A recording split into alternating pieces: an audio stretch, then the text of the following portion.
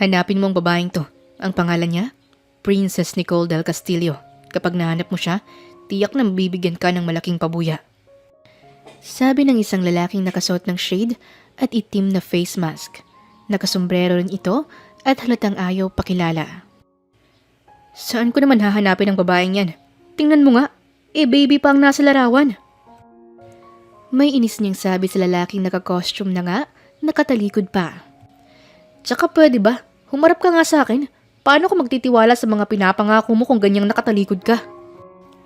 Ngunit ang tauhan nito ang naglapag ng isang puting sobre na may makapal na pera. Ayan, sabihin mo lang kung kulang pa yan at tinitiyak kong maibibigay namin kagad. Sabi ng alalay ng lalaki. Bakit? Sino ba talaga kayo? At ipinahanap niyong babaeng to. Ano bang kaugnayan niyo sa kanya? Bakit bang dami mo pang tanong, Lando? Pasinghal nitong tanong rin. Natural. Para alam ko kung hudlum ba o mabuting tao ang mga kliyenteng tulad niyo. Alam niyo kasi, ayoko nang nakikipagtulungan sa mga masasamang tao. Seryosong sabi niya. Ba't talagang walang pasintabing bibig ito boss? Upakan ko na bang isang to? Sabi ng lalaki. Huwag, tumigil ka. Utos nito sa tauhan. Alam mo Mr. Urbano, nakita mo naman na hindi kita tinawag sa alias mo lang. Formal akong nakikipag-usap sa'yo. Kailangang tulungan mo ko kasi nasa panganib ang buhay ng batang yan. Kapag naunahan ako ng mga taong tunay na kalaban, maaaring malagay sa panganib ang buhay ng batang yan. Mariing paliwanag nito at saka isa-isang tinanggal ang mask at shade na suot nito. Doon palang lumantad ang mukha ng lalaki. Nakita niya yon ng malapitan at dahil doon, medyo nalinawan siya. So, sino ka nga? Napasandal siya sa inuupuan at napahalukip-kip. Ako si Jake del Castillo, ang tito ng bata. Nasa 18 taong gulang na siya ngayon. Nawala siya ng baby pa siya, dinukot. At ngayon, maraming nagpapakilala na anak ng kapatid ko. Kaya sana, mahanap mo ang aming tunay na prinsesa. Paliwanag dito sa kanya. Wala man lang bang ibang palatandaan? Para naman akong naghahanap ng karayom sa dayami niyan. Sagot pa niya. Ang alam ko, may malaking balat sa likod ng bata. Yun lang, hindi ko alam kung naroon pa rin yun. Pero kung buhay ang balat, maaaring naroon pa yun. Buhay ang balat? Nasa likod? Anong hugis kaya? Naitanong na naman niya. Lando, mabuti pa kuhanan mo na lang ng specimen ng kahit na sinong babaeng makikitaan mo ng balat at ipapag-DNA na lang namin. Wala lang kay boss ang gastos niyan. Sabat ng alalay nito. Kung makapagsalita ka para bang ikaw ang amo. Sagot na naman niya. Bahala ka, alam mo nang gagawin mo. Sabi ni Jake sa kanya. Pagkatapos ng usapang yon, ay umalis na ang mga ito. Sa isang pamilihan naman siya nagsimulang maglagi. Palakad-lakad lang siya. Hindi niya alam kung saan magsisimula. Hindi naman niya magawang gamitin ang asset niya dahil pang pribadong lakad ang bagay na yon. Sa karamihan ng mga tao, naramdaman niyang may kumislot sa likuran niya. Napalingon siya sa isang babaeng nakasuot ng cap na lumampas sa kanya. Mahaba ang buhok nito at balingkinitan ang pangangatawan. Hindi naman gaanong maliit, pero hindi rin masyadong matangkad. Mabilis niyang hinabol kasi alam niyang nakadali ito sa kanya. Bakit ba? Pagalit pa nitong tanong sa kanya nang hablutin niya ang isang palapulsuhan nito. Anong bakit? Kinuha mong wallet ko.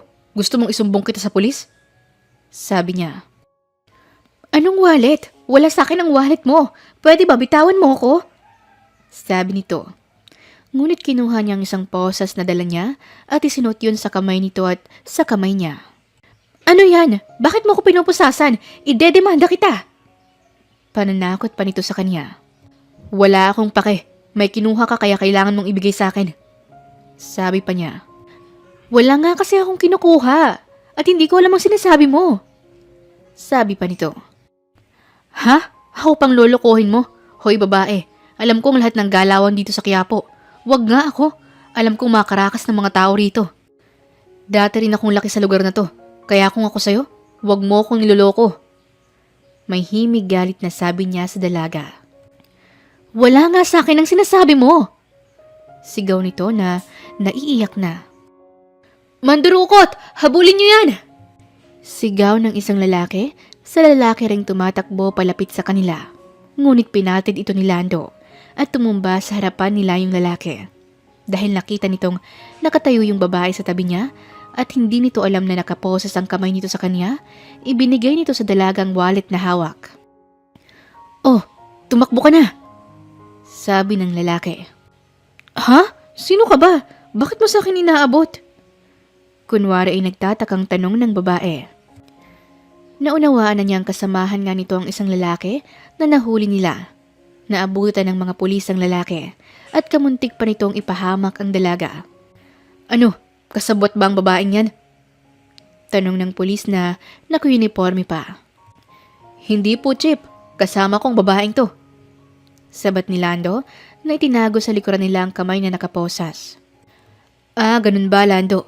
Mabuti at nadalaw kang muli sa lugar na to. Bati ng pulis sa kanya. Ah, oo. May binili lang ako sa raon. Ipapaninda ko sana. Alam niyo naman, nagbabagong buhay. Kailangan kumayod. Sagot pa niya. Nang makuha ng mga ito ang lalaking mandurukot, umalis na ang mga ito. At siya naman ay sapilitang isinama ang dalaga. Lingid sa kanya, nakilala talaga ni Nicole ang batang lalaking yon. Ano, ngayon mo sa akin sabihin na hindi ikaw ang dumukot ng wallet ko? Tanong niya sa babae habang nakaupo sila sa isa sa mga upuan doon sa Plaza Miranda. Hindi nga sabi ako eh. Ako lang yung nakita mong naglalakad ng lumingon ka. Ako agad? Sabi pa nito. Eh bakit sa'yo pinapasa ng lalaki ang wallet na nadukot niya? Hindi ko nga alam kung bakit eh. Bagong salta lang ako dito sa Quiapo. Wala akong alam no? Pagsisinungaling nito. Alam niya yon kaya hindi siya naniniwala. Ang mga batang lansangang lumaki na sa lugar na yon at nasa pangangalaga ng isang sindikato, hindi malayong maging magaling magsinungaling at manloko. Okay, ayaw mong aminin ha? Hanggat hindi ko napapatunayang hindi ikaw ang kumuha ng wallet ko, hindi ka alis dito. Hindi kita pakakawalan. Mariin niyang sabi sa dalaga. Paano kung nadjajabs ako? O nadjijingle? Bahala ka. O kaya ikaw naman yung ganon. O diba, makikita ko pa yung pinakatatago mo. Mamaya magalit pa ang asawa mo. Sabi nito sa kanya. Huwag kang mag-alala. Hindi naman madalas sumakit ang tiyan ko. At huwag kang mag-alala. Hindi naman mahiyain si Manoy. Anong akala mo sa alaga ko? Duwag at nagtatago? Sabi niya na may himig pananakot sa dalaga. Ngunit ang dalaga ay hindi natinag sa sinabi niya. Talaga? Paano naman kapag nalaman ng asawa mo? Tumayo ito at bahagyang inilapit ang mukha sa kanya. Mabilis naman niyang nahawakan ng buong palad niya ang mukha nito at itinulak palayo. Okay, pero wala akong asawa, kaya huwag kang mag-alala. Makikipagmatigasan ka? Makikipagmatigasan din ako. Sabi pa niya sabay tulak ng tuluyan sa dalaga. Yabang. Nakanguso at naiinis na umirap ang dalagang tila mamaton-maton kumilos kahit na mahaba ang buhok nito. Anong ang pangalan mo? Tanong niya. Nicole. Ako si Nicole, ang prinsesa ng Quiapo. Palatak nito. Oh, Kitam, di namin mo rin. Napangisi niyang sabi. Bakit? Porke ba taga rito ay mandurukot na? Mahiya ka nga manong. Laking simbahan ako at palaging dyan na sa loob nakatira. Sabi pa nito. Talaga? Kapag tinanong ko ang pare baka hindi ka kilala. Tsaka wag mo nga akong minamanong-manong. Lakas mong makatanda. Turan niya pa rito. Nakakainis ka na. Lahat ba ng tao rito kilala mo? Nakahawak pa ang kamay nito sa isang bewang. Hoy babae, papunta ka pa lang. Pabalik na ako. Kaya hindi mo ako maluloko no? Sabi pa niya at nginisihan ng dalaga. We, bakit hindi tayo nagkasalubong? Nakataas ang kilay nito na ganting tanong sa kanya. Talaga ba? Bakit? Ilang taon ka na? Tingin ko sa'yo neneng-nene ka pa eh. Baka naman hindi ka pa dinaratnan. May panginsulto niyang tanong sa dalaga. Ang bastos mo ah. Humanda ka lang kapag makatakas ako sa mga kamay mo. Lagot ka sa akin. Banta niya sa binata. Hindi niya yun inintindi. Nagpalakad-lakad pa sila sa buong pamilihan dahil nga nagbabaka sakali siyang may makitang babae na may balat sa likod. Paano ko naman makikita ang balat nila sa likod? Iilang babae lang nakasuot ng backless sa lugar na to. Naitanong niya sa sarili. Suntok talaga sa buwan na makitang pinapahanap ng mga yun. Naibulong pa niya. May sinasabi ka? Tanong ng babaeng nakakabit ang kamay sa isang kamay niya. Wala. Ang sabi ko nagugutom na ako at maghahanap ako ng makakain. Sabi pa niya. Oo nga, ako rin nagugutom na. Libre mo ako. Sabi pa nito. Sige, pero ibalik mo ang wallet ko kasi nandyan ang pera ko. Saad pa niyang muli. Inismeran lang siya ng dalaga dahil ayaw talaga nitong umamin sa kanya. Hanggang sa gumabi na hindi pa rin niya pinapakawalan ng dalaga. Kaya naman, nang mag-check-in siya sa isang motel, ay isinama na niya ito. Oh, huwag kang mag-isip ng masama dyan ha. Ginagawa ko lang to kasi ayaw mong umamin na ikaw ang kumuha ng wallet ko. Sabi pa nito. Bahala ka nga dyan. Wala akong aaminin kasi wala akong kinukuha sa'yo. Sabi pa nito. Paano na yan? Nadjajabs na ako, kaya sana pabayaan mo na ako. Gusto ko nang mag-CR. Sabi ng dalaga. Hoy Nicole, ako nga wag mong pinapaandaran ha. Sabi pa niya. Ngunit, namilipit na lang bigla ang dalaga dahil sa sakit ng tiyan. Ano ba yan? Ang sakit talaga ng tiyan ko. Sabi pa nito. Inakala niyang hindi nagsisinungaling ang dalaga, kaya pinakawalan niya ito. Nang tanggalin niya ang posas, tsaka naman ito kumaripas ng takbo. Nakalabas ito ng kwarto nila, ngunit may mga lalaking nakasalubong. Nang sundan niya ito, nagulat din siya, kasi yun ang grupo ni Santino, ang grupo na nangunguha ng mga babaeng ibinibenta. Napatras ang dalaga nang makita ang mga ito. Nang makita naman siya, ay nagtakbuhan rin ang mga ito at hinabol si Nicole. Mabuti na lang ay nahila niya ito papasok sa elevator. Bakit kanila hinahabol? Tanong niya habang humahangos pa. Mamaya ko na ipapaliwanag sa'yo. Tulungan mo muna ako. Pakiusap pa nito sa kanya. Hanggang sa makababa na sila sa ground floor ay pumara ito ng taxi. Ngunit mabilis niyang pinigilan. Teka, huwag kang pumara ng taxi. Wala akong pera dito. Pigil pa niya. Wala kang pera? Paano ka nakapag-check-in sa motel? Natanong pa nito. Kakilala ko kasi ang may-ari nun. Tsaka marami akong pondo ron. Sabi pa niya.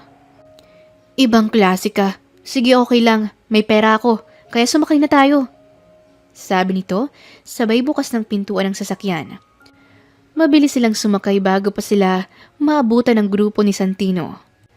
Ano bang nangyayari? Kilala mo ba ang lalaking yun? Tanong niya. Oo, basta. Tsaka ko na ipapaliwanag. Tayo na mamang driver. Baling pa nito sa driver. Saan po tayo, ma'am sir? Saan ba tayo? Tanong nito sa kanya. Ha? Kaya mo ba kaming ihatid sa Cavite? Tanong niya. Tumango naman ang driver. Halos 3 oras din ang naging biyahe nila papuntang Cavite mula sa Quiapo. Sa isang beach resort yon at may bungalow type na bahay. Bumaba sila at inilabas niya ang wallet ng lalaking dinukutan niya. Nakita mo na? May gigil niyang salita sa dalaga. Wait ka lang dyan. Mamaya mo na ako pagalitan. Magbabayad muna ako. Sagot nito sa kanya. Oo nga naman. Mamaya na kayo maglabing-labing niyang girlfriend mo. Sabi ng taxi driver. Hindi ko siya girlfriend. Sabi niya. Yes, kasi po asawa na niya ako. Kaya manong ito ng bayad. At salamat po. Sabi pa nito sa driver. Hindi naman nakasagot si Lando sa mga sinabi nito kahit na nais niyang maghurmentado sa mga sinabi nito sa driver. Nang makababa na sila at pumasok sa bahay, namangha siya. Wow! Bahay mo ba to? Oo, regalo lang to ng kaibigan. Sabi niya pa habang lumalakad papasok. Sinalubong naman siya ni Aling Mercedes at Mang Juancho. Oh, Sir Marco! Mabuti po't napauwi na kayo. Bati nito sa kanila. Napatingin naman sa dalaga ang dalawang matanda. Asawa niya ako, nasabi bigla nito.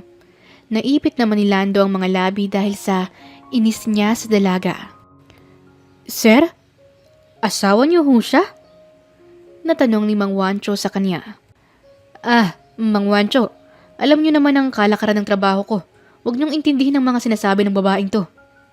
Sabay talikod niya at pumasok na sa loob. Ay naku, Mang Wancho, masungit po talagang lalaking yun kasi po hindi ko pinagbigyan. Sabi nito ng pabulong. Natatawa naman ang mag-asawa. Nicole! Tawag ni Lando. Nandiyan na, honey! Sigaw naman ito ng nakangisi at patakbo pang pumasok sa loob ng kabahayan. Ikaw, kung ano-anong sinasabi mo, bakit mo sinasabing asawa mo ko? Hindi naman totoo yun. Nakapamewang niyang tanong. Ikaw naman, di ba nga pinosas mo ng mga kamay natin? Simula nang ginawa mo yon, ibig sabihin lang nun ay pinakasalan mo na rin ako. Kaya mula ngayon, kargo mo na ako. Sabi pa nito habang pinapaikot ang isang daliri sa ibabaw ng dibdib ng binata. Tinapik naman ni Lando yon. Pwede ba? Magkaibang pinosas ka dahil may kasalanan ka. Sa pinosas ka para pakasalan. Kaya kung ako sa'yo, didistansya ka at baka hindi ako makapagpigil sa'yo. Makita mong hinahanap mo. Sabi niya sa dalaga nang may pagbabanta. Hay, ang sungit mo. Bahala ka nga dyan. Kapag ako nagustuhan mo na, ako naman ang hindi magkakagusto sa'yo. Che! Sabay walkout nito sa harapan niya. Kinabukasan, maaga siyang nagising. Hindi na niya namalayan kung saang kwarto natulog si Nicole. Basta ang alam niya, nilak niya ang maigi ang pintuan. Kailangang siguruhin niyang nakalak yun kasi baka mamaya pasukin na lang siya nito. Mang Wancho, nasaan yung baliw na babaeng kasama ko kagabi? Yung parang may tililing. Tanong niya sa matanda. Naroon sa dalampasigan, sir. Sumama sa misis ko para manguha ng kuhol. Paborito mo kasi ang ginataan nun, hindi ba? Kaya sumama yung asawa mo. Sabi pa ng matanda. Mang Wancho, hindi ko asawang babaeng yun. Alam mo naman ang trabaho ko. Prone ako sa mga babae. Sabi pa niya. Kaya nga, sir. Sa tagal mo na sa trabaho ngayon ka lang nag-uwi rito ng babae. Kaya naman, baka siya na ang iyong dawan. Sabi pa ng matanda. Naiiling na lang na napakamot si Lando. Si Mang Wancho ay matagal na niyang katiwala sa bahay na yon. Matagal na rin sa kaniyang bahay bakasyunang yon na bigay ni Gilbert sa kaniya bilang pasasalamat sa paghahanap niya noon sa nawawala nitong misis noon. Saan ko kaya hanapin ang babaeng yun? Saan naman ako hahanap ng babaeng may balat sa likod? At paano ko malalamang may balat sa likod ang babae? Ano, pahuhubarin ko ba? Naiinis niyang tanong sa sarili. Nakita niyang naglalakad si Nicole sa dalampasigan at naka-swimsuit lang ito at may nakatabing na towel sa likod nito. Kaya lang hindi niya maiwasang mapatulala sa kaseksihan ng katawan nito. Hi honey, papunta na ako dyan!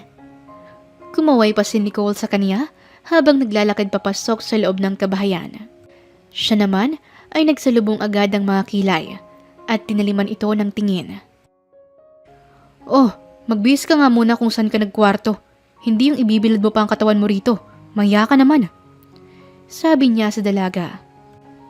Sumimangot naman ito at umiwas na ng direksyon sa kanya. Nagtungo nga ito sa silid na ipinagamit. Sir, bakit naman ang sungit mo kay Nicole? Nagsikap nga siyang mamulot ng maraming kuhol kasi sinabi ko na paborito mo ito. Sabi naman ng ginang. Hayaan mo siya manang Mercedes. Masyadong maharot ang babaeng yun. Umiiwas lang ako. Baka mamaya matukso ako. Palay nang lumalapit. Mahirap nang mapasubo. Sagot naman ni Lando. Hindi niya alam na narinig ni Nicole ang sinabi niya. Yabang talaga nitong lalaking to. Humanda ka kapag nangailangan ka kasi wala kang makikita sa akin. Sambit ni Nicole at palihim na inismira ng binata. Nang magkain na, Nakita niyang sarap na sarap ang binata sa paghigop at pagsipsip ng mga kuhol na pinulot nila kanina. Kaya naman siya nakatingin lang sa binata. "Oh, bakit hindi ka kumain, Nicole?" Tanong ni Aling Mercedes. "Ah, makita ko lang pong nabubusog ang hani ko. Masaya na ako."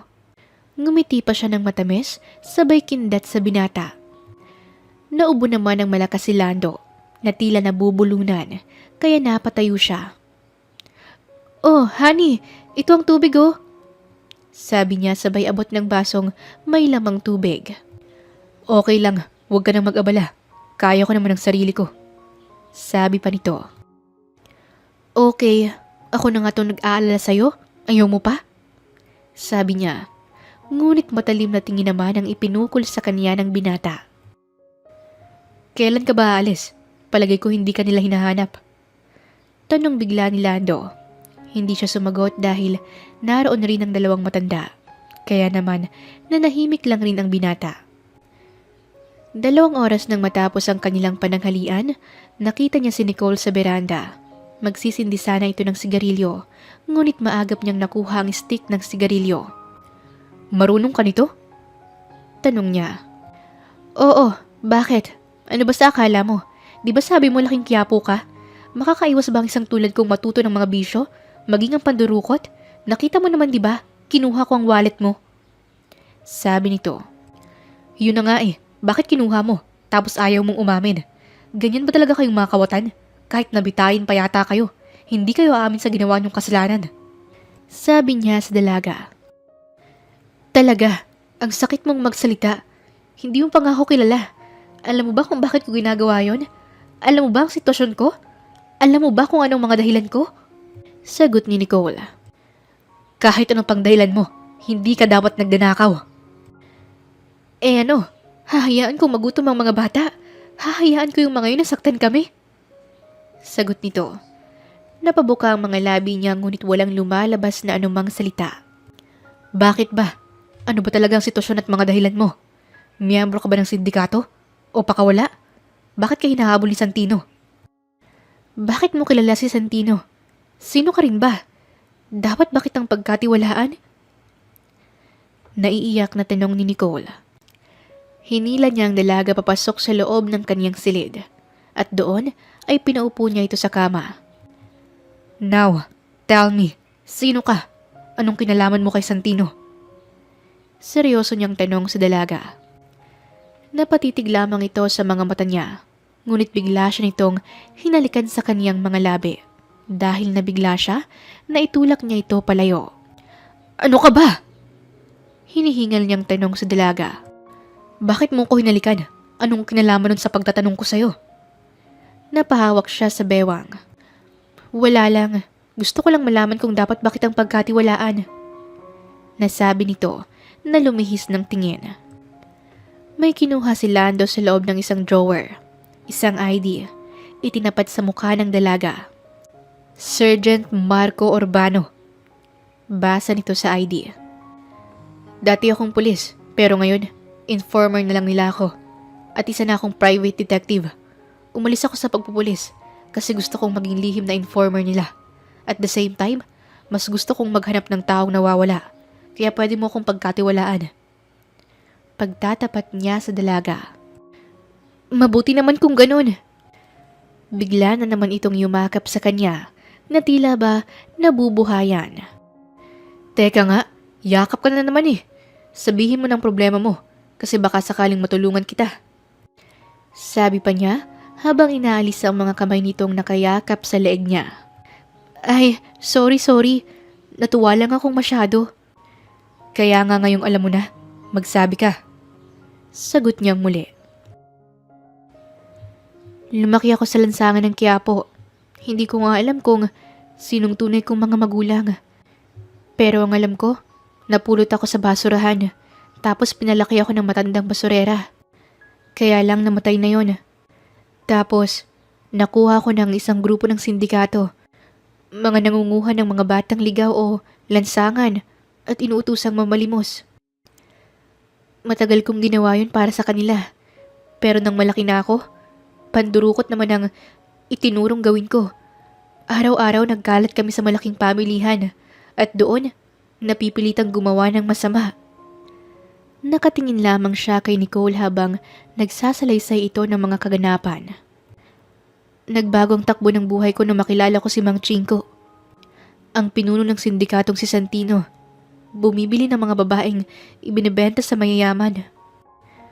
Yung araw na nadukutan kita, yun yung araw na nangako ko sa sarili ko na huli na yun. Tumakas ako kina Santino kasi ayokong maipagbili sa mga matatandang mayaman. Hindi ko naman alam na isa ka palang dating pulis. Pero pangako ko na babalikan ko sila. Maraming batang nangangailangan ng tulong ko. Sabi ni Nicole. Lumapit ito sa kanya at humawak sa mga palad niya. Tulungan mo ko, please. Gusto kong masagip ang mga batang yun. Alam mo bang kapag wala silang napalimos o naiuwing pera, papaluin sila ng buntot ng pagi. Napakasakit noon. Naranasan ko yun. Sabi pa nito. Hanggang sa napaiyak na ng tuluyan si Nicole. Hindi niya alam na tatablan siya ng awa sa dalaga at mapapayakap siya rito. Sige na, huwag ka nang umiyak. Sorry na. Sorry kung hinusgahan kita. Ngayon alam ko na. Gagawa tayo ng paraan para matulungan ang mga batang yun at makuha. Pangaalo pa niya sa dalaga habang umiiyak ito. Kinabukasan, naiba na ang pagtrato niya kay Nicole. Nang malaman niyang naging sitwasyon at napagdaanan nito, bigla na lang siyang nakadama ng awa. Nakita niya ito sa dalampasigan na nakaupo sa buhangin ng hapong yon. Bakit nandito ka? Tanong niya nang makalapit sa dalaga. Ikaw pala, Kuya Lando. Sabi nito. Nabigla naman siya nang marinig na tinawag siya nitong kuya. Oh, akala ko ba asawa kita? Bakit biglang naging kuya? Nakangisi niyang tanong. Bakit? Payag ka na bang tawagin kitang honey? Namumula ang mukha nito na nagtanong. Bakit bigla yatang naging mahiyain ka? Nung una ang kapal ng mukha mong ipagsisigaw ang asawa mo ko. Tapos ngayon, biglang kuya? Ang sagwa ha? Sabi pa niya. Di sige, Lando na lang kung ayaw mo lang kuya. Sagot na lang nito. Okay na sana yung honey, kaso lang bigla kang nahiya. Okay na yung Lando, wag lang kuya. Baka mamaya magkatuluyan tayo, mahirap na. Niloloko mo naman ako. Alam ko namang hindi mo ako magugustuhan. Narinig kong sabi mo kay Mang Wancho na marami kang babaeng nakikilala sa uri ng trabaho mo. Bukod ba sa pagiging detective at dating pulis, ano pang trabaho mo? Tanong ni Nicole. Ako? Dati akong namumuno ng pagbebenta ng babae sa mga old man, parang si Santino. Kaya lang, iniwan ko ng trabahong yun. Yung club kasing tinambayan ko, ipinahuli ko na sa mga pulis. Nabuking na nila ako na informer ako ng mga pulis. Sagot niya. Nagulat naman siya nang biglang ihilig ni Nicole ang ulo nito sa balikat niya. Kung matatanggap mo sana ako, kung magiging maayos ng lahat, sana ako na lang maging asawa mo. Kasi parang gusto na kita, Lando. Unang kita ko pa lang sa'yo, nang suotan mo ako ng posas at tulungan mo akong makatakas kina Santino. Sabi ko sa sarili ko kapag tinulungan ako nito, siya na ang lalaki para sa akin. Sambit ni Nicole. Pasensya ka na, Nicole. Bata ka pa. Malaki ang agwat natin. Baka makahanap ka ng mas nababagay sa'yo. Sagot niya ng seryoso sa dalaga. Ganun ba? Bakit? Ilang taon ka na ba? 30 na ako. Ikaw, mukhang nasa 18 ka lang. Maling mag-take advantage ako sa nararamdaman mo. Baka mamaya akala mo lang gusto mo ko. Kasi iniisip mo na ako yung makakatulong at makapagliligtas sa'yo. Mahinahon niyang paliwanag sa dalaga. Ganun ba? Siguro nga no? Malungkot na lang na nasabi ng dalaga. Pero, kung sa tingin mo mahal mo talaga ako at wala naman akong ibang babaeng nagugustuhan, ay di subukan natin. Pero hindi pa sa ngayon. Marami pa akong inaayos na misyon. Hindi ko pa mapagtutuunan ng pansin ng pag-ibig. Sagot niya rito. Nanlaki naman ang mata ni Nicole na tila ba nabuhayan ng loob. Tumayo ito bago nagsalita. Sabi mo yan ha? Saksi ko ang karagatan at ang papalubog na sikat ng araw. At nagtatakbo pa ang dalaga. Sa tingin niya kasi, ay alanganing mahalin siya nito ng tunay. Napakabata pa kasi niya. Isang buwan na sila sa lugar na yon. Nagpapalamig kasi sila sa mga sindikato. Naiisip rin niya na baka makuha ni Santino si Nicole. Mahirap na. Nakatanggap siya ng tawag mula kay Jake, ang lalaking nagpapahanap sa kanya sa batang nawawala. Kumusta?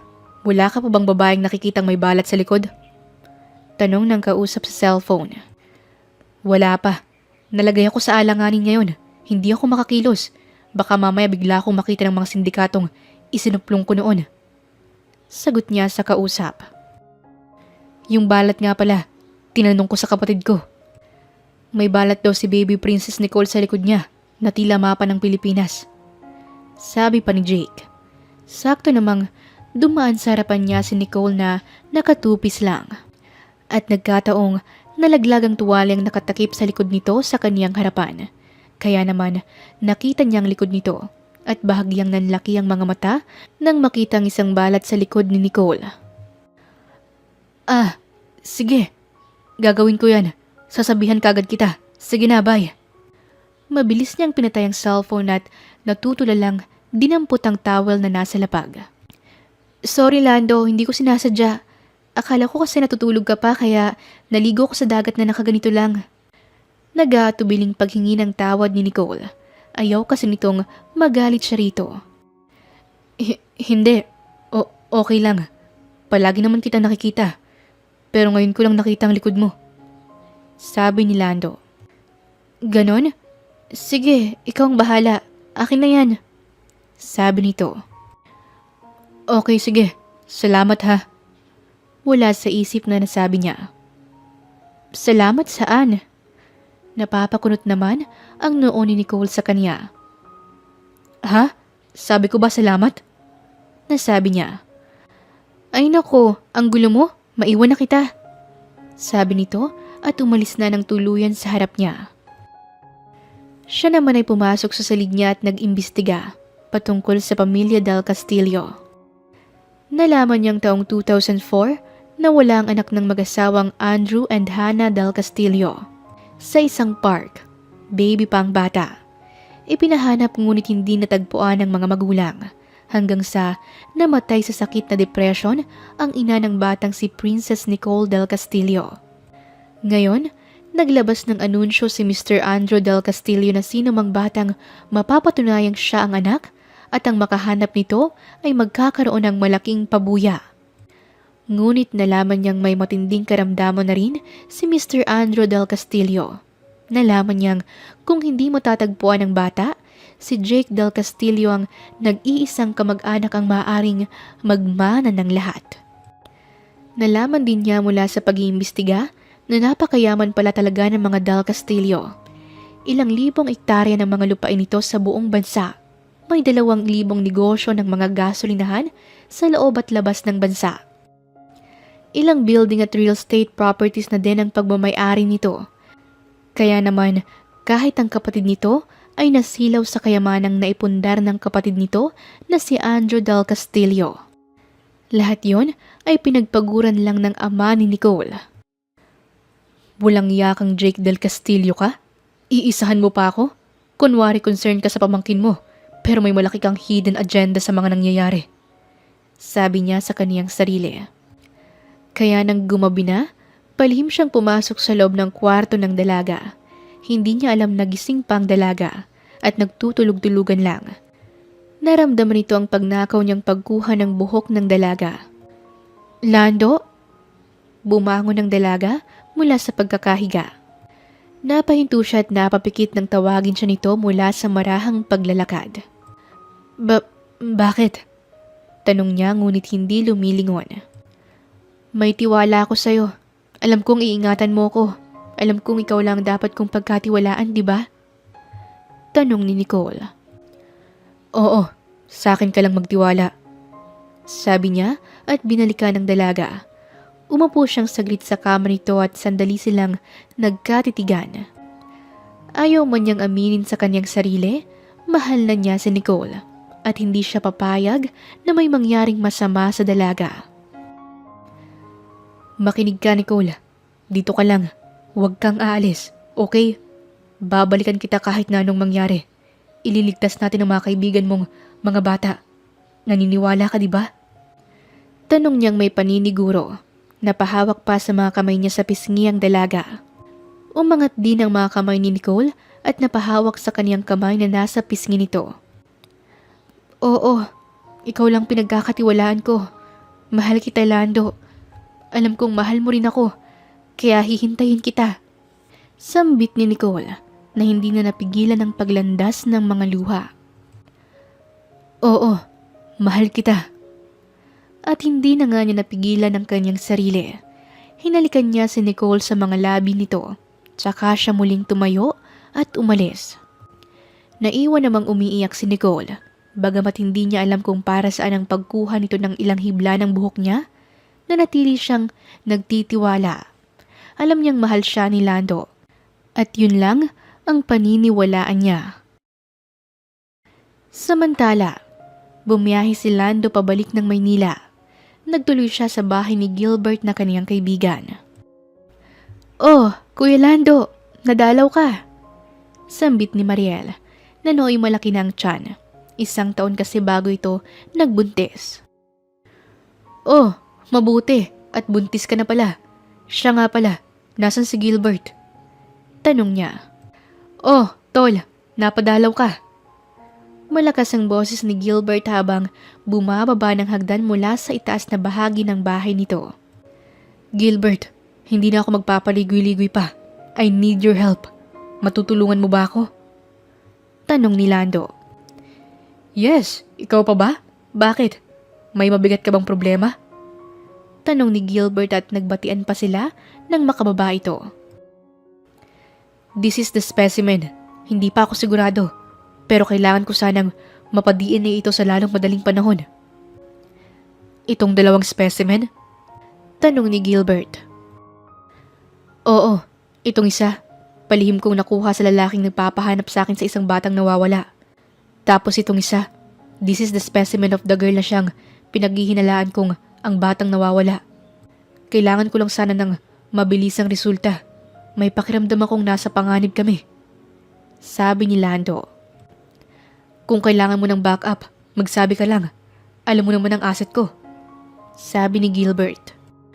Oo, huwag kang mag-alala. Kailangan ko talagang tulong mo. Kaya lang ayokong madamay kayo. Lalo na't buntis na pala si Mariel. Nasabi ni Lando. Kuya Lando, kung wala na kayong ibang mapupuntahan, huwag kang magdadalawang isip na dalhin dito yung bata. Sabi ni Mariel. Salamat, Mariel. Mukhang yan ang kababagsakan niya. Hindi siya ligtas sa poder ko. Salamat. Sabi niya at umalis na pagkasabi nito. Nagmamadali siyang bumiyahe pabalik sa Cavite. Kaya lang, hindi niya alam na nasundan siya ng grupo ni Nasantino. Kaya napilitan siyang lumihis ng daan. Sa ibang beach resort siya tumuloy para lang mailigaw ang grupong yon. Nalinti ka na. Nawala. Bakit ba parang isda si Lando sa dulas? Hindi natin mahuli-huli. Naiinis na sambit ni Santino. Nagradyo ito sa ibang mga kasama na nag-aabang sa ibang lugar. Samantalang inakala naman niyang hindi na siya masusundan. Kaya nagtuloy na siya sa kanyang sariling beach resort. Mabilis siyang bumaba at tinawag si Nicole. Nicole! Nicole! Sir, wala na si Nicole. Sagot ni Mang Juancho. Ano? Nasaan po siya nagpunta? Nag-aalala niyang tanong. Heto, ibigay raw namin sa'yo pagbalik mo rito. Sabi ng matanda. Sige ho, salamat po Mang Juancho. Umalis na muna kayo rito. Ito ang pera. Isama mo ang asawa mo.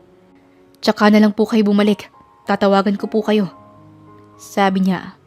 Mabilis namang naunawaan ni Juancho ang sinabi niya at nagmamadali na ring umalis upang hindi madamay sa maaaring gulo. Nang nasa sasakyan na siya, pabalik ng dinadaanan niya, nakita siya ng mga sumusunod sa kanya. Kaya't sinundan siya ng mga ito at sinubukang paputukan siya. Mabuti na lang at maabilidad si Lando at nakailag siya sa mga putok ng baril.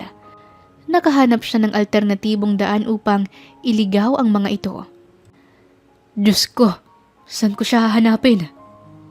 Bulalas niyang may halong galit at pag-aalala dahil sa nawalay sa kanyang dalaga. Samantalang sumakay naman si Nicole sa bus pabalik ng Maynila. Mabuti na lang at naiwan ni Lando ang wallet nitong dinukot pa nga niya. May lamang ilang libong piso. Iyon ang ginamit niya paluwas. Madali lang naman yon para sa kanya. Alam niyang hindi kalayuan sa Maynila ang Cavite. Habang nasa bus stop na siya, nakita niya ang ilang grupo ng dating sindikato na nagbenta sa kanya kay Santino. Naisip niyang baka hinahanap rin siya ng mga ito dahil sa pagtakas niya sa mga pinagbentahan sa kanya. Mabilis siyang tumatakbo hanggang sa nabangga niya ang isang batang babae. Ate! Tawag nito. Joanna? Mabilis niyang hinila ang 7 taong gulang na si Joanna. Ate! Napayak ito nang makita siya at niyakap niya. Halika, dun tayo. Magtago tayo. Sabi niya. Oo ate, magtago ka kasi hinahanap nila kayo. Narinig ko, tinutugos nila yung lalaking tumulong daw sa'yo, yung Lando. Sabi ni Joanna. Ha? Sigurado ka? Nasa panganib pala si Lando. Anong gagawin ko? Sabi niya. Pero kung makikita ka na raw nila, titigilan na nila si Kuya Lando. Sabi ni Chinko. Sabi ng bata na kinakabahan. Nakarinig naman sila ng tawanan. Yung mga tauhan palang Chinko. At may bitbit na batang lalaki na may 5 taong gulang. Pitawan mo ko, ano ba? Ate Nicole, tumakbo ka na. Patibong lang ang lahat. Sigaw ni Butchoy. Butchoy, ano ba? Huwag niyong saktan yung bata. Wala naman siyang laban. Sabi niya sa mga tauhan ni Chinko. Kung talagang nagmamalasakit ka sa mga batang to at sa iba pa, sasama ka ng maayos sa amin. Sambit nito sa kanya. Ipangako niyong hindi niyo sila sasaktan, pati si Lando. Sigaw niya. Oo, pangako, hindi na namin hahabulin. Sasabihin namin na tigilan na niya ang lalaking yun. Sabi ng tusong lalaki. Sumama nga siya kasi narinig niyang tumawag ng mga ito sa mga lalaking humahabol kay Lando. Nalaman naman ni Lando ang nangyari. O sige, hindi na namin nahabulin. Total singdulas ng isdang hito si Lando. Hindi mo mahawakan. Mabuti na huli niyo yung dalaga. Narinig ni Lando nang manubok siya sa isa sa mga sasakyan nito. Naloko na. Nakuha nila si Nicole. Nasabi niya. Pero naisip rin naman niyang maaaring mahuli rin si Nicole kung hindi ito umalis doon. Nagusot niya ang sulat ng dalaga habang binabasa yon. Mahal niya si Nicole at ayaw niya itong mapahamak, lalo pa kapag nalaman ni Jake na may hinala siyang ito na ang batang hinahanap nila. Nakatanggap siya ng isang tawag mula sa kanyang cellphone. Hello, Gilbert. Nasabi niya nang sagutin ng cellphone. Hello, Lando. Confirm, 99.99% ang result ng DNA. At isa pa nga pala, may timbre sa akin na isang mayamang lalaking lumapit kay Santino para bilhin ng isang batang babae na may edad 18 taong gulang at sinasabing may balat sa likod. Nalinti ka na, Gilbert. Kailangan ko ng tulong mo. Nakuha ng mga dating sindikato na may hawak sa kanya si Nicole. Help me, Gilbert. Hindi ko kakayanin kapag may nangyaring masama sa kanya. At nabasag ng tuluyan ang boses niya. Nanghihinayang siyang iniwan pa niya si Nicole sa Cavite. Sana pala ay isinama na niya ito.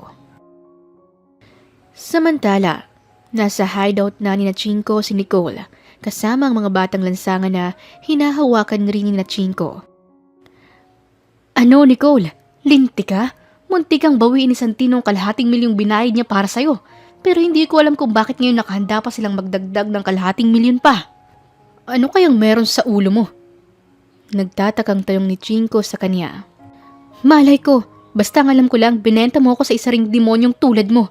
Mga walang awa, pagkatapos mo akong pakinabangan, ayan ka at pinagbibili mo pa ako. Sagot niya. Lumapit ito at pinisil ang pisngi niya, gamit lang ang isang kamay. Kung ako sa'yo, hindi na ako pipikit na kahit isang saglit. Kasi ilang oras na lang kukunin ka na rin rito ni Santino para ipagbili sa isang mayamang lalaki. Kaya huwag kang mangarap na may magliligtas pa sa'yo rito. Sabay malakas nitong binitawan ang pisngi niya. Nakatingin lang si Nicole. Halos hindi siya makakura pero hindi siya nawawala ng pag-asa na ililigtas siya ni Lando. Kaya lang naisip niyang baka mapahamak lang si Lando. Ate, hindi ba tayo tutulungan ni Kuya Lando? Tanong ni Butchoy. Bakit mo kilala si Lando? Kilala mo ba siya? Takang tanong niya. Si Kuya Lando po palaging nagpapakain sa amin kapag wala pa kaming napapalimos at minsan binibigyan niya kami ng maraming pera para hindi kami mamalimos. Sabi ni Joanna. Talaga? Mabuti pa kayo matagal niyo na pala siyang kakilala. Samantalang ako bago ko lang siyang nakilala. Nagawan ko pa ng masama. Hindi ko alam kung ililigtas niya tayo pero sana hindi na lang. Ayokong mapahamak si Lando.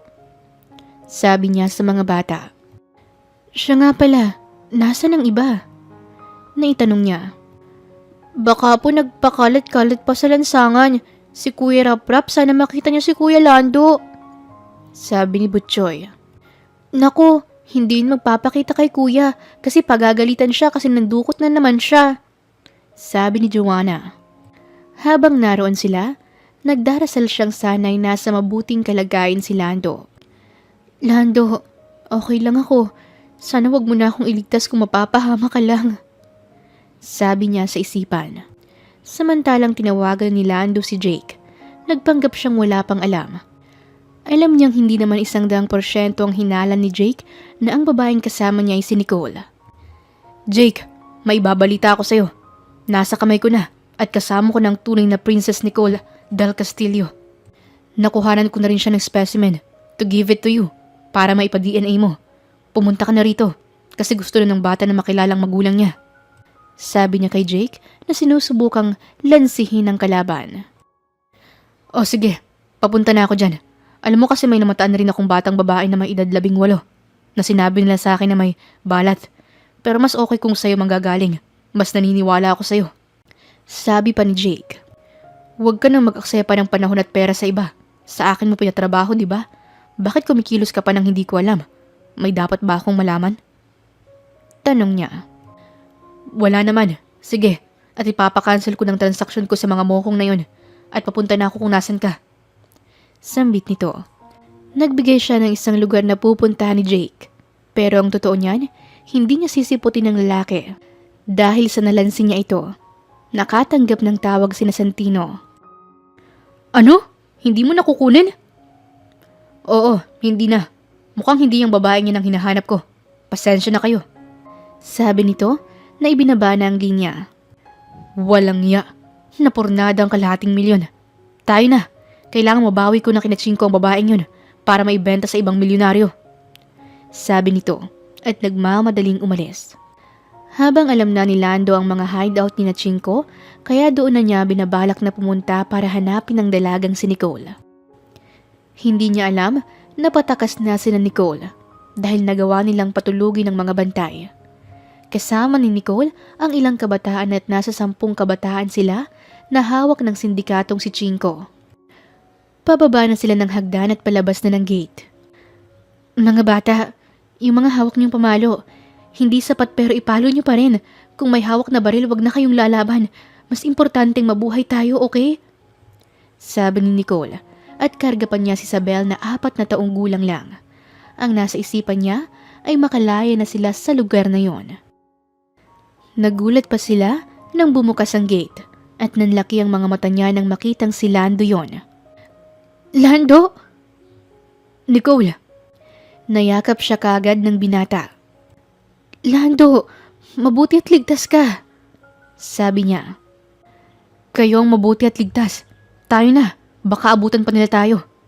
Sabi niya na inakay ang ilang kabataan palabas ng gate. Halos nakasakay ng lahat nang makita nilang sasakyan ni Santino na parating na. Tara na, ay na sila. Sabi ni Lando habang mabilis na pinaandar ang makina ng kaniyang sasakyan. Mabuti na lamang at nagkasya ang lahat ng mga bata sa likod ng sasakyan niya, kahit na hindi malaki ang nadala niyang kotse. Hoy! Bumalik kayo! Sigaw pa ni Chinko habang tumatakbo. Sakay na para mahabol na natin sila! Sabi ng mga tauhan ni Santino. Mabilis na mabilis ang pagpapatakbo ni Lando. Maya-maya ay narinig na nila ang tunog ng sirena ng mga pulis na nasa likuran nila. Kaya alam nilang ligtas na sila. Nakarating sila ng maayos sa mansyon ni na Gilbert at Mariel, kung saan malaki at matataas ang mga pader. Gayon din, napaliligiran na sila ng maraming kapulisan upang magbigay proteksyon sa buong mansyon. Napatayo sina Gilbert at Mariel sa kanilang pagkakaupo nang makita silang dumating at pumasok sa loob ng mansyon, kasama ang 10 kabataan. Namamanghas sa malaking bahay ng mag-asawa. Wow! Kuya Lando! Ang laki naman ng bahay niyo! Manghang sambit ni Butchoy. Oo nga po, Kuya Lando! Sabi rin ng isa pa. Tuloy kayo sa aming bahay, sabi ni Gilbert. Oh, mga bata, itong bahay, sila Kuya Gilbert at Ate Maria lang may-ari ha, kaya magpapakabait kayo. Sabi ni Lando. Nilapitan naman ni Mariel si Nicole. Ikaw si Nicole, hindi ba? Halika't sasamahan kita sa kwarto mo. Sabi ni Mariel, nahihiyaman ay sumama na rin siya sa mga ito. Ate, sabi ni Nicole. Bakit? Ayos ng lahat. Huwag ka nang matakot. Sabi nito. Salamat po. Kayo po ang tumulong sa amin? Tanong niya sa babaeng bago lang niyang nakilala. Oo, wag mo na akong puin. Atin na lang. Kaunti lang naman ang tanda ko sa'yo. Alam mo, ganyan din ako noon. Natatakot. Nauunawaan ko ang sitwasyon mo. Sabi ni Mariel. Tulad mo, noon galing din ako sa mga sindikato.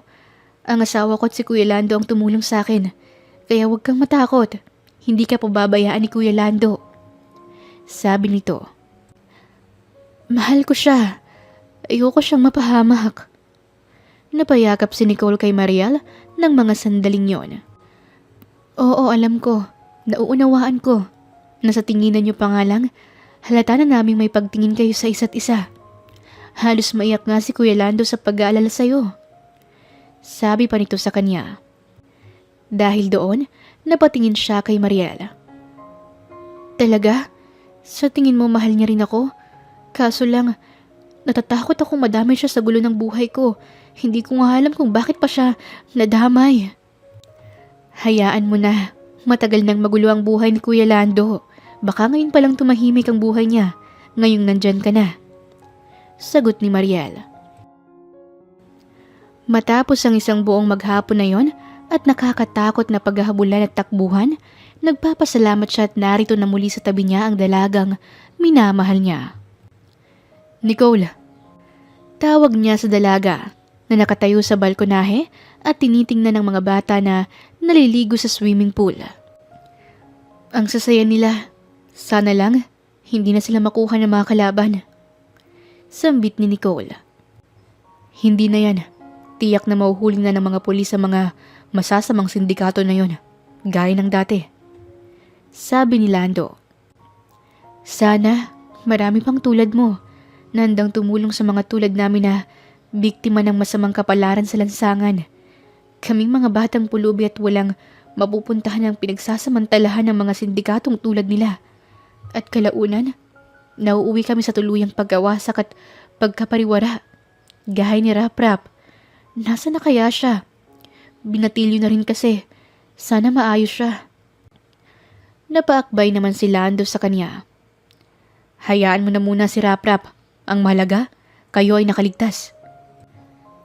Lando, salamat kasi niligtas mo ko. Sorry kung hindi ko sinunod ang utos mo. Nahuli tuloy nila ako. Kung hinintay kita, sana hindi tayo muntik mapahamak. Sabi niya. Ayos lang yun. Ang mahalaga, sa akin ka lang magtitiwala. Maliwanag ba? Sabi ni Lando at hinawi ang hibla ng buhok niya tsaka siya hinalikan sa kaniyang mga labi. 3 araw ang nakalipas bago siya tinawagang muli ni Jake Del Castillo. Walang hiya ka, Lando? Anong pakulo ang ginawa mo sa akin? Bakit hindi ka sumipot sa lugar na tagpuan natin?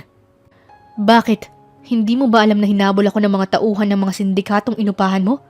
Huwag ka na magmaang-maangan, Jake. Alam ko nang may masamang binabala ka sa anak ng kapatid mo. Sabi ni Lando. Wala ka nang pakialam pa ron. Problema na naming pamilya yan. Hindi ko hahayaang ako pang maging dahilan ng kapahamakan ng isang inosente. Sinabi ko na sa inyo na ayokong makipagtulungan sa mga taong may masamang layunin sa buhay. Maghanap ang trabaho ko, hindi pumatay. Sigaw pa niya sa kabilang linya. Galit na galit si Lando habang naibaba ng cellphone. Bakit ba, tol? Siya ba yung tiyuhin? Tanong ni Gilbert. Oo, hindi ko ibibigay si Nicole. Kailangan si Nicole ay maiharap ko ng personal sa ama niya, hindi kay Jake. Huwag kang mag-alala. Nakapagpa-schedule na ako ng appointment sa mismong abogado ni Mr. Del Castillo, kaya may haharap mo na siya sa kaniyang ama. Sabi ni Gilbert. Totoo bang hinahanap ako ng papa ko? Tanong ni Nicole. Oo, ang totoo niyan parang itinadahan na talaga tayong magkita. At ikaw at ako ang nagtagpo.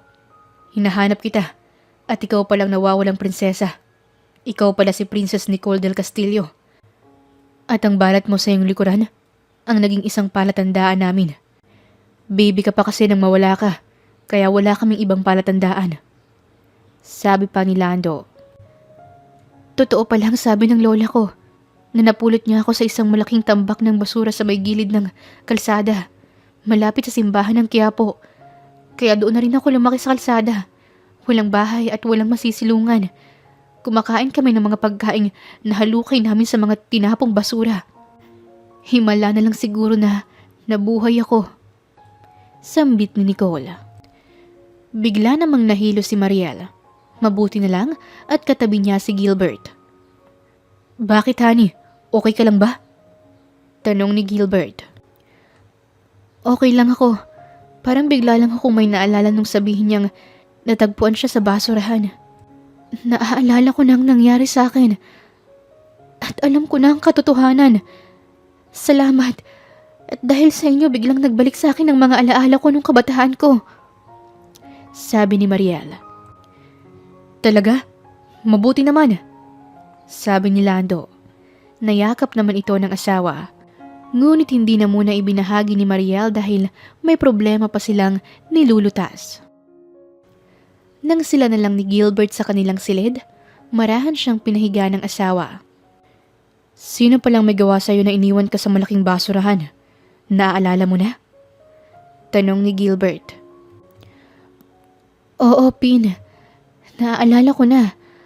Ang tiyahin ni Marieta. Hindi ko alam kung bakit. Basta siya yun. Ayoko nang ungkatin pa ang kaso. Basta ang mahalaga, alam ko na dapat ko siyang iwasan. Malungkot na sabi ni Mariela. Mabuti naman at ayos ka na. Bumalik bigla ang alaala mo. Gusto mo bang magpa-doktor? May pag-aalalang tanong ni Gilbert sa asawa. Umiling naman si Mariela. Tulungan muna natin sina Kuya Lando at Nicole. Sagot nito bago tuluyang nakatulog. Hindi na ibinahagi ng mag-asawa ang kanilang natuklasan dahil alam nilang iyon ay isang saradong yugto sa kanilang buhay. Makalipas ang isang araw, nakatakda ng pagkikita ni Nicole at ng kaniyang ama. Nagbukas ng malaking piging ang ama ni Nicole para pala i-anunsyo na ang paglilipat ng lahat ng kayamanan sa pangalan ni Jake Del Castillo. Tila nawalan na ng pag-asa ang ama ni Nicole, kaya naman nagmamadali na silang nagtungo sa mansyon ng mga Del Castillo. Kahit na anong mangyari, kailangan mong madala doon upang hindi makamkam ng tiyuhin mo ang lahat ng kayamanan ng iyong pamilya. Saad ni Lando. Lando, para sa akin ayos lang ang pera kahit na hindi ko na makuha yon. Tutal, lumaki naman ako sa hirap. Marami na akong pinagdaanan. Ang gusto ko na lang makita ang papa ko. Sambit ni Nicole. Nicole, hindi lang yun dahil doon. Ang kayamanan ng iyong pamilya ay magagamit mo para maproteksyonan ng buhay mo at makatulong sa iba. Kapag napasa kamay ng ganid mong tiyuhin, mas lalong magiging delikado ang buhay mo. Mahirap kalabanin ng mga taong mapera. Sabi ni Lando na nais na ipaunawa sa kanya ang tama. Nakarating sila sa mansyon, kung saan naroon na ang lahat ng mga investors at shareholder members. Nang naroon na sila, hindi sila pinapasok ng mismong gwardya ng mansyon. Ipinagbilin din kasi ni Jake Del Castillo na wag papasukin ng mga hindi kilalang tao na tulad nila. Marco Urbano! Tawag ni Marieta, ang nakatatandang kapatid ni Mariel. Naroon pala ito sa may gate at kadarating lang din. Marieta, ayaw kaming papasukin. Sabi ko nga may kakilala kami sa loob. Sabi ni Lando. Kanina pa sila hinihintay sa loob. Isa sila sa mga VIP guest. Hindi nyo ba alam? Sabi ni Marieta na nakahaltang kailangan nila ng tulong. Sige boss, pasok na kayo. Sabi sa kanila ng mga gwardya. Dahil doon ay nakapasok sila sa loob ng mansyon. Nagkataong naroon na rin si Jake sa stage at nagsasalita. Malapit na rin i-anunsyo ang paglilipat ng lahat ng mga properties. Sandali lang! Malakas na sigaw ni Lando. Narito ang tunay na prinsesa. Nahanap ko na siya. Si Princess Nicole Del Castillo. Nanlaki naman ang mga mata ni Mr. Andrew Del Castillo. Naiiyak namang tumakbo si Nicole papalapit sa kaniyang ama na nasa wheelchair na. Papa? Kayo po ang papa ko? Hindi kaagad nakasagot si Mr. Andrew Del Castillo. Nanlalaki ang mga mata nito at nagugulat dahil wala itong kaalam-alam na buhay pa pala ang anak niya. Paano mo naman nasiguro na siya nga si Princess Del Castillo? Tanong nito sa kanila. Ito ang pinagbasehan ko. Specimen na galing sa kapatid mong si Jake at sa kanya. Sagot ni Lando. Kuya, hindi tayo nakakasigurado na siya nga ang anak mo. Sigaw ni Jake at patakbong lumapit upang ilayo si Nicole sa kanyang ama. Huwag mo akong hawakan! Sinungaling ka!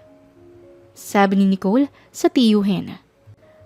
Para masiyahan ka, ngayon din ay pwede nating kunan sila ulit ng DNA sample para mas mapatunayan natin. Kuya, huwag kang makinig sa kanya. Hindi natin alam kung talagang buhay pa ang anak mo. Sulsol nito sa kapatid. Ito pa ang isang ebidensya. Pinatalikod ni Lando si Nicole at ibinaba ang zipper ng suot nitong bestida. Lumantad ang balat nito at nakita ni Andrew. Ang balat na yan. Kamukhang kamukha ng balat ng kanyang ina. Maaring siya si Princess, ang anak ko. Nayakap na nito si Nicole. Kuya, paniniwalaan mo bang lalaking yan? Sigaw pa muli ni Jake sa kanyang kuya. Tumahimik ka, Jake. Maaring siya nga ang anak ko. Nakikilala ko ang mga mata niya. Isa pa, napakalaki ng pagkakahawig niya sa kanyang ina. Kitang-kita ko si Hannah sa kanyang muka. Ang namayapa kong asawa. Nang dahil sa kagagawan mo. Umamin ka na, Jake. Ito na rin ang oras para pagbayaran mo ang lahat. Saad ni Andrew. Kuya! Sigaw nito. Umamin ka na!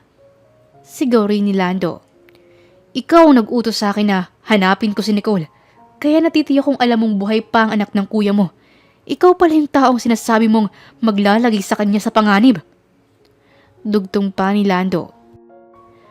Nagpaliwanag naman si Jake sa lahat ng mga nagawa niyang kasalanan.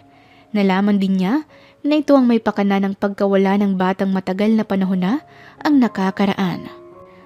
Walang iya ka, Jake. Nagawa mo sa amin ang bagay na yon. Hindi ka na naawa sa anak ko at sa asawa ko. Namatay siya nang dahil sa kalungkutan sa pagkawala ng aming anak. Kuya, patawarin mo ko.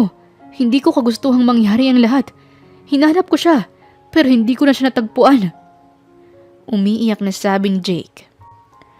Nagpatawag ng mga pulis ang ama ni Nicole at sinampahan ng kaso si Jake.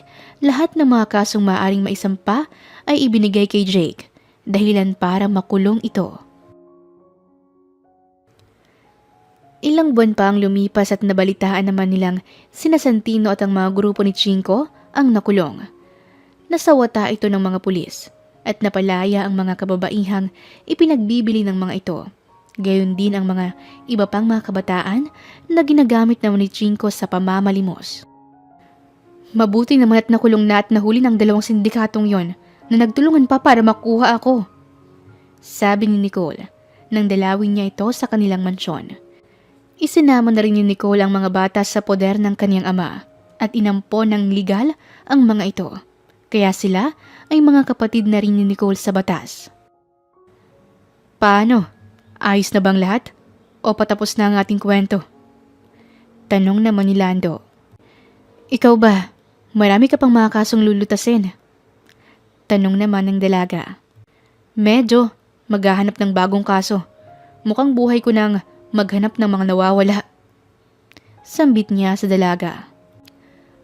Ang akala ko ba mahal mo ko? Tanong nito sa kanya. Hindi ko alam. Pakiramdam ko, hindi ako nababagay sa'yo. Baka hindi talaga tayo para sa isa't isa. Malungkot na sabi ni Lando. Bagamat alam naman niyang mahal niya ang dalaga, nanliit naman bigla ang tingin niya sa kaniyang sarili.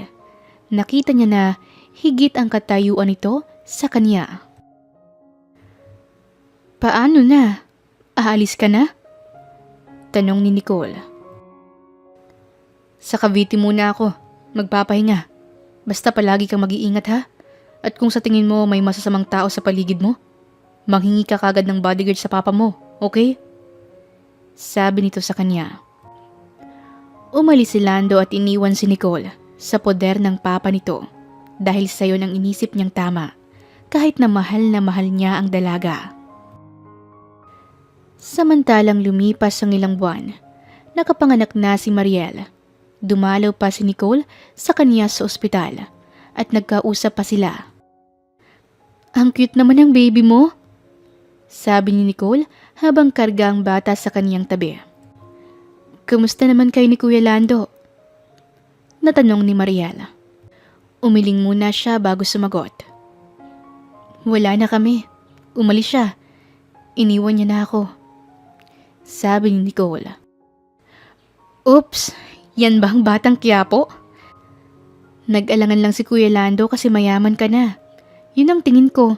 Pero kung makikita nun na walang nagbago sa'yo, ikaw pa rin yung dating Nicole na nakilala niya.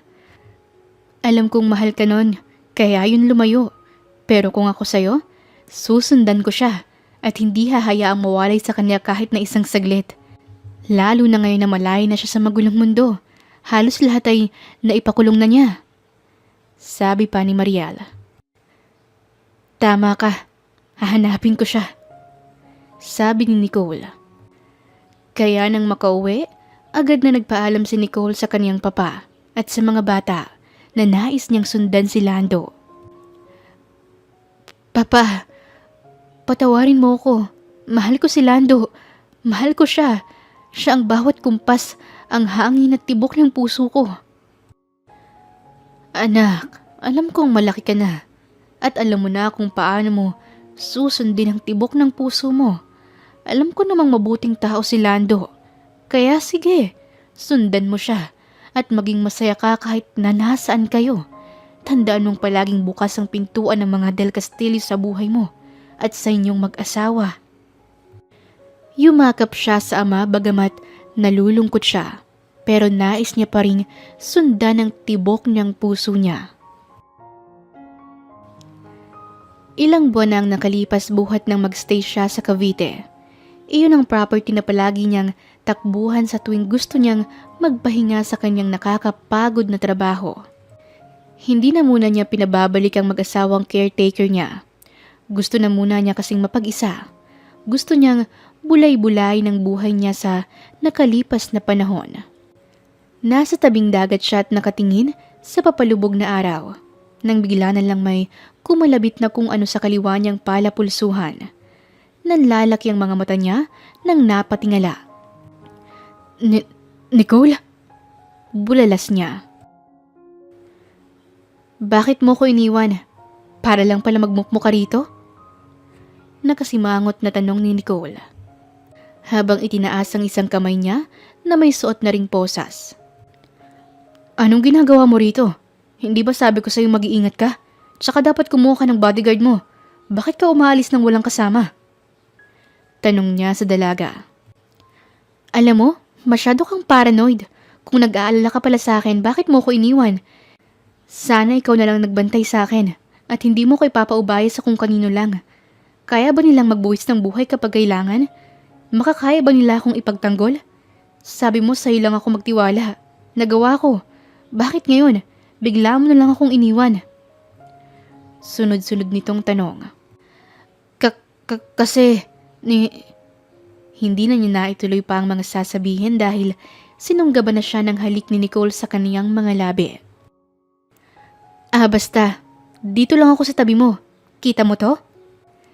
Itinaas pa niya ang mga kamay nila na nakaposas. Ikaw ang nagposas ng puso ko sa puso mo. Kaya ngayon, hindi mo na matatanggal ito hanggat hindi tayo kinakasal. Matatanggal lang to kapag pinakasalan mo na ako. Pero sa ngayon, hindi ko to aalisin. Sabay hagis niya ng susi ng suot nilang posa sa dagat. Nicole, bakit mo hinagis yun? Ikaw talaga. Puro ka na naman kalokohan. Hindi tayo pwedeng magsama ng nakaganito. Di ba ikaw nga may sabi? Paano kapag nadjejebs ako? O kaya kailangan ko ng maligo? Sabi niya sa dalaga. Di sasama ako sa banyo. Maliligo na rin ako. Sabay na tayong maliligo. Sabi nito. Sa pagdumi, aamuin mo lahat ng dumi ko? Tanong niya sa dalaga. Maglalagay na lang ako ng bulak sa ilong at magbabasa ng cellphone habang nadudumi ka. Nicole naman, ikaw talaga. Batang lansangan ka talaga. Sige na, alisin na natin to. Sabi pa niya. Hindi, kailangan kasal muna bago hiwalay. Magkasama tayo kahit saan ka magpunta. Sabi pa nito. Ang kulit mo talaga. Mabuti na lang, malapit lang si Judge dito. Sabi niya, sabay buhat sa dalaga. Ano? Sinong judge? Napakapit pa ito sa leeg niya nang buhatin niya ito. Makulit ka kasi, kaya hindi tayo pwedeng umuwi sa bahay nang nakaposes tayo. At delikado ka, kaya ayun, pakasal na muna tayo. Sabi niya sa dalagang alam niyang hindi siya titigilan. Nagtungo nga sila kagad sa bahay ng judge na mabuti na lang ay malapit lang doon nakatira. Nang araw na yon ay binasbasan sila nito ng kasal at naselyuhan ang kanilang pagsasama. Okay, mag-asawa na kayo ngayon. Pwede nyo nang alisin ang posas na yan. Sabi ni Judge. Yun lang yun? Nakangusong sabi nito. Siyempre, magpapakasal pa tayo sa simbahan sa Maynila. Para maimbitahan na rin natin ang lahat. Kaya pumahig ka nang tanggalin to sa kamay natin. Pakiusap niya sa asawa niya. Ngumiti naman ito ng pilya sa kanya. Tsaka may ibinulong. Bukas na, pagkatapos ng honeymoon natin. Sabi nito. Tapos ay humagikik ng tawa. Napapangiti na lang din ang lahat ng tao sa bahay ng judge na nakasaksi ng kanilang kasal. Nang gabingang yon sa iisang silid na sila natulog ng magkatabi at magkayakap. Pinagsaluhan nila ang mainit nilang gabi sa piling ng isa't isa.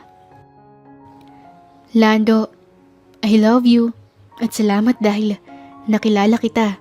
Ang akala ko talaga habang buhay na akong mandurukot. O kaya ay maibebenta na ako sa ibang lalaki para gawing sex slave nila. Sambit pa ni Nicole habang nakayakap sa kanya. Mabuti na lang dinukot mang wallet ko. Sabi ko na ikaw yun eh. Masyado kang mabagal. Paano na lang kung pulis ang nadali mo? Di kulong ka.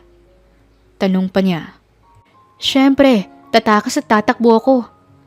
Nakangisi nitong sagot.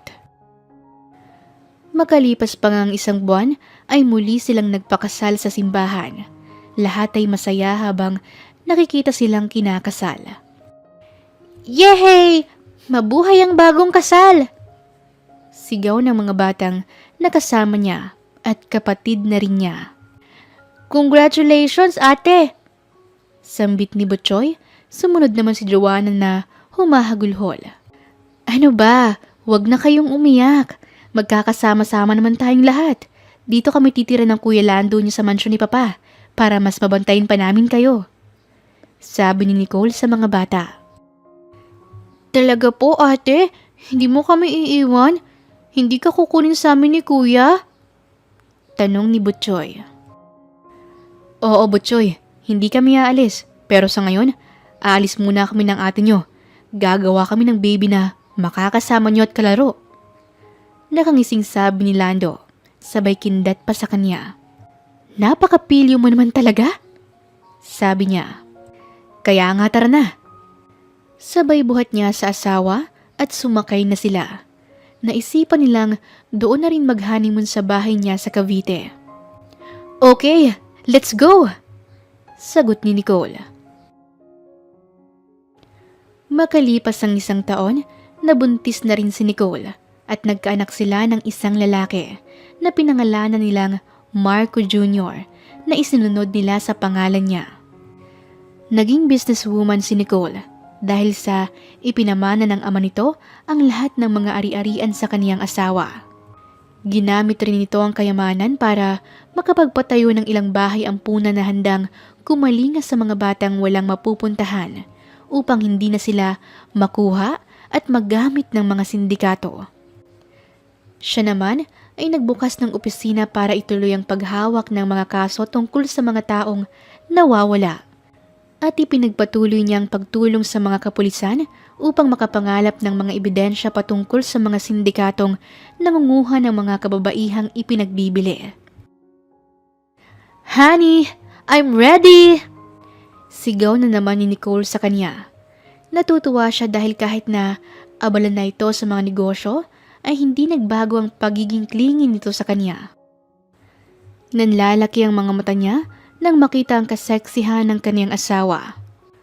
Wow, honey, anong meron at nakabihis ka ng ganyan? Naitanong niya sabay lapit sa asawang nakahiga na sa kama. Itinaas pa nito ng bahagyang makinis na legs upang mas lalo siyang akitin. Siyempre, honey, nakalimutan mo na bang wedding anniversary natin ngayon? Ha?